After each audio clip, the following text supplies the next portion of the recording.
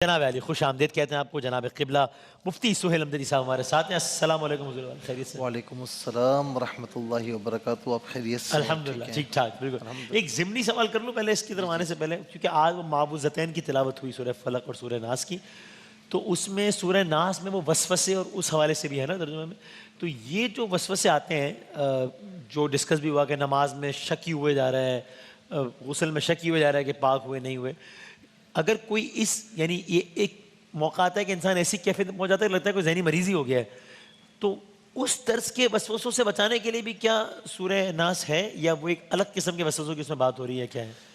بسم اللہ الرحمن الرحیم. صلی اللہ علیہ وآلہ واصحابہ وبارک وسلم. دیکھیں وسیم بھائی، وسوسے ڈالنے والا بعض اوقات تو شیطان ہوتا ہے، صحیح، ٹھیک ہے نا. اچھا، بعض اوقات جو ہے انسانوں میں ہی جو شیطانی حرکتیں کرتے ہیں تو وہ بھی آ کر اس طرح نیکی سے روکتے ہیں. مثال کے طور پر ہم کھڑے ہوئے ہیں اور دوست بھی ہیں، اور کوئی کہتا ہے کہ جی مجھے نماز پڑھنے کے لیے جانا ہے.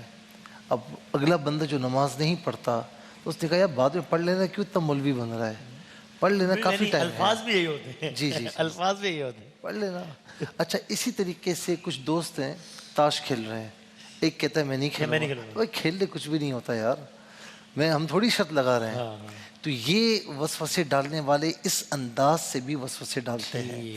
بعض اوقات شیطان جو ہوتا ہے نا وہ ڈائریکٹلی، ظاہر ہے کہ اسے تو یہ طاقت حاصل ہے نا کہ ثم لآتینہم من بین ایدیہم ومن خلفہم وعن ایمانہم وعن شمائلہم، کہ اس نے اللہ تعالیٰ کی بارگاہ میں یہ عرض کیا تھا کہ میں آگے پیچھے دائیں بائیں ہر جانب سے آؤں گا، تیرے بندے کو تیری طرف آنے نہیں دوں گا، ٹھیک ہے نا.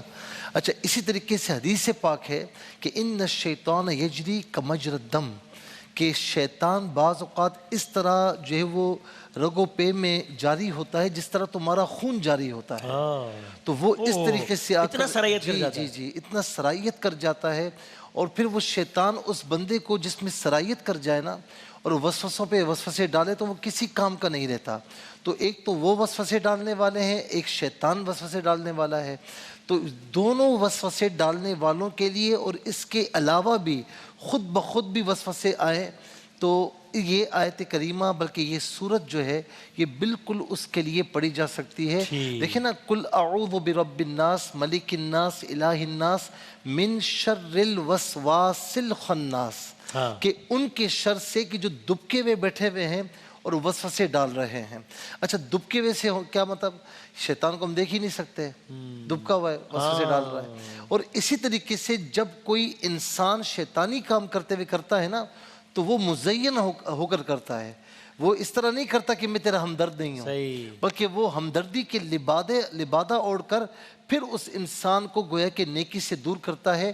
تو کوئی بھی طریقے سے کسی بھی طریقے سے وسوسے ڈالنے والے ہوں تو یہ سورہ بالکل پڑھی جا سکتی ہے اور پڑھ کر اپنے اوپر دم کیا جا سکتا ہے. جب بھی ایسی حالت ہو تو 3 مرتبہ اول آخر 3 بار درود شریف پڑھتے ہوئے اپنے اوپر دم کر لیں. ہو سکے تو دم کے وہ پانی پی لیں. یہ دن میں 2-3 مرتبہ کریں، اس سے کافی فرق پڑے گا. اور آخری بات میں کہوں گا کہ علماء نے جو بات لکھی بڑی پیاری بات لکھی. انہوں نے کہا کہ جو وسوسے ڈال رہا ہے تم اسے دیکھ نہیں سکتے، وہ تمہیں دیکھ سکتا ہے.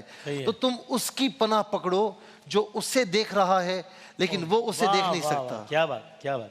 ٹھیک ہے، بس ذرا وقت کم رہ گیا، میں نے پہلے ایک ایکسٹرا سوال کر لیا. اس لیے یہ خادم صاحب نے پوچھا ہے، میں کاروباری آدمی ہوں، اللہ نے مجھے میری ضروریات سے کہیں زیادہ دیا ہے، لیکن وہ خود کہہ رہے ہیں کہ میری لالچ ہے کہ ختم ہونے کا نام ہی نہیں لے رہی. یہی لالچ مجھے حرام تک کھانے پر مجبور کر دیتی ہے.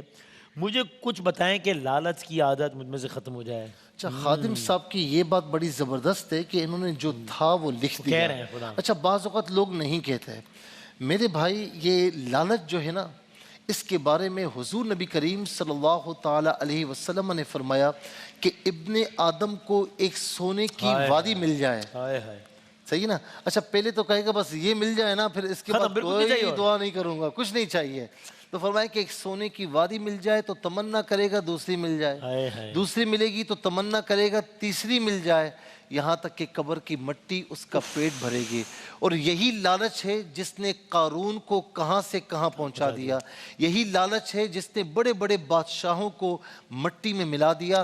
یہی لالچ ہے کہ آج کل ہم اس لالچ کے دباؤ میں آ کر کہ میری بیوی بچوں کے لیے یہ ہو جائے وہ ہو جائے، ہم حرام کمانے سے بھی دریغ نہیں کرتے، کسی کا مال غصب کرنے سے بھی دریغ نہیں کرتے، اور کسی کا مال چوری یا ڈاکہ زنی سے بھی دریغ نہیں کرتے.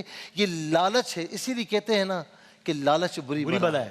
تو میرے بھائی یہ لالچ ہٹا دیں، انشاءاللہ آپ کے بہت سے معاملات سنور جائیں گے. قناعت اختیار کیجئے، اللہ پر توکل کیجئے، تو انشاءاللہ یہ چیزیں نہیں ہوں گی. اور ہمیشہ دنیاوی معاملات میں اوپر نہ دیکھیں. میں یہ نہ دیکھوں کہ یار فلانے کے پاس یہ گاڑی ہے میرے پاس تو نہیں ہے، اس کے پاس یہ بنگلہ میرے پاس نہیں، اس کے پاس یہ آسائشات میرے پاس نہیں. آپ دنیاوی معاملات میں نیچے دیکھیں، نیکیوں کے معاملات میں اوپر دیکھیں. وہ اتنی نماز پڑھ رہا ہے میں بھی پیچھے پڑھوں، وہ نفلی روزے رکھ رہا ہے میں بھی پڑھوں، میں بھی رکھوں. اس میں کمپلیکس ہونا چاہیے یار، وہ اتنا آگے نکل گیا میں کہوں. وہ تہجد پڑھ رہا ہے تو میں بھی پڑھوں، وہ 2 رکعت پڑھ رہا ہے تو میں 4 پڑھوں. یہ ہونا چاہیے، یہ مسابقت ہونی چاہیے. اب میں جو دعا بتا رہا ہوں یہ حضور نبی کریم علیہ السلام کی زبان اقدس وما ینطق عن الہوا ان ہوا الا وحی یوحی سے نکلی ہوئی ہے، اور مشکاۃ شریف کی یہ حدیث پاک بھی ہے. اور آقا علیہ السلام نے اسی لالچ سے بچنے کے لیے یہ دعا ہم سب کو تعلیم فرمائی. بسم اللہ الرحمن الرحیم. میں اس سے ٹکڑوں میں پڑھتا ہوں، آپ اسے دہرائے بھی یاد بھی کر لیں، اور ہو سکے تو اس کا فوٹو بھی لے لیں تاکہ آپ کو یاد ہو جائے، بار بار اسے دہرائیے گا.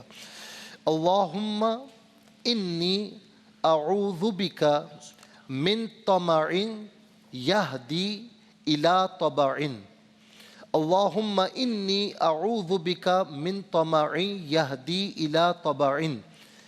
اے اللہ میں تیری پناہ چاہتا ہوں ایسی لالچ سے جو مہر لگنے تک پہنچا دے. یعنی اتنا لالچی نہ بنا کہ مہر لگ جائے کہ یہ لالچی ہے، بلکہ ایسا کر دے کہ مہر لگ جائے کہ یہ لالچی نہیں ہے. جی اس دعا کو آپ ہر نماز کے بعد 11 بار پڑھیں.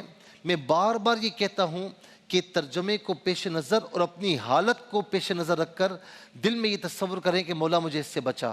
تو یہ دعا پڑھیں 11 مرتبہ اول آخر 3 بار درود شریف کے ساتھ.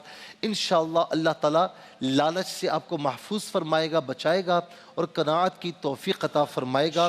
اور فتاح کھولنے والا، راستے کھولنے والا، دروازے کھولنے والا، یہ اللہ تعالیٰ کا صفاتی نام ہے. یا فتاح یا اللہ ملا لیں اس کے ساتھ. یا فتاح یا اللہ چلتے پھرتے پڑھیں میرے بھائی. اللہ تعالیٰ آپ کے بند دروازے بغیر لالچ کے کھولے گا اور آپ کو رزق حلال وافر مقدار میں عطا فرمائے گا انشاءاللہ. جزاک اللہ، بہت نوازے جناب القبلہ مفتی فضل حمزہ جی سے. ہمارے ساتھ ایک وقفہ لیتے ہیں، اس کے بعد ہمارا آج کا نعتیہ مقابلہ اور جج صاحبان تشریف لے آئیں. اس کے لیے بریک کے بعد آتے ہیں.